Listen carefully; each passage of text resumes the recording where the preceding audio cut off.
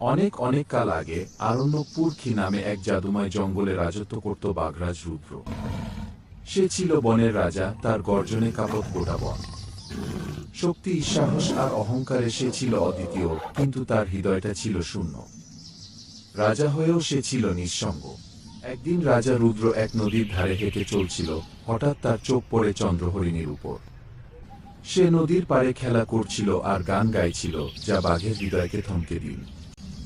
বাঘরাজ প্রথমবারের মতো থেমে গেল আর বিস্ময়ে তাকিয়ে রইল। রুদ্র বলল, তুমি কি জানো, তোমার গানে সারা বন থেমে গেছে। চন্দ্রহরিণী মুচকি হেসে বলল, আমি তো কেবল নদীর সাথে কথা বলছিলাম। তুমি কি তার ভাষা বোঝো? রুদ্র বুঝল এই হরিণী অন্যরকম। সে সবার মতো রুদ্রকে ভয় পায় না। সে ভয়কে ভুলে ভালোবাসে।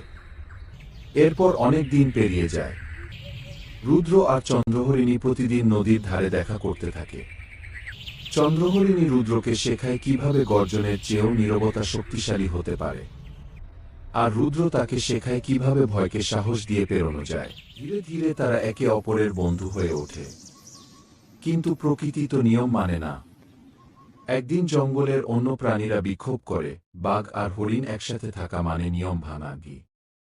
তখন রুদ্র ঘোষণা করল, আমি রাজা হয়ে যদি কারো ভালোবাসাকে সুরক্ষা দিতে না পারি, তবে আমার রাজত্বের কোনো মূল্য নেই।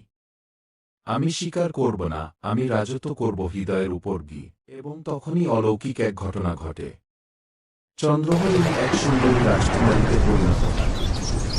চন্দ্রহরিণী ছিল জাদুর রাজকন্যা, এক অভিশাপে সে হরিণে পরিণত হয়েছিল। রুদ্রের ভালোবাসার বর্ষণ সেই অভিশাপ ভেঙে দিয়েছে। অবশেষে রুদ্র আর চন্দ্রহরিণী একসাথে জঙ্গল শাসন করতে লাগল। ভয় নয়, ভালোবাসার শক্তিতে।